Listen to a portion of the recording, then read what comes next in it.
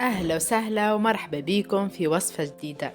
مرحبا بكم الناس الكل، إن شاء الله تكونوا في خير وإن شاء الله تكونوا لاباس وإن شاء الله رمضانكم مبروك.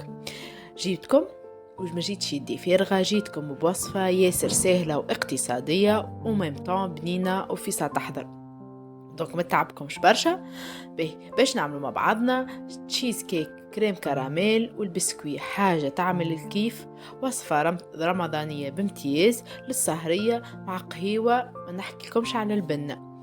هاي التصوير الفيديو يحكي وحده، دونك نمشي مع بعضنا باش نشوفوا المقادير وطريقة التحضير.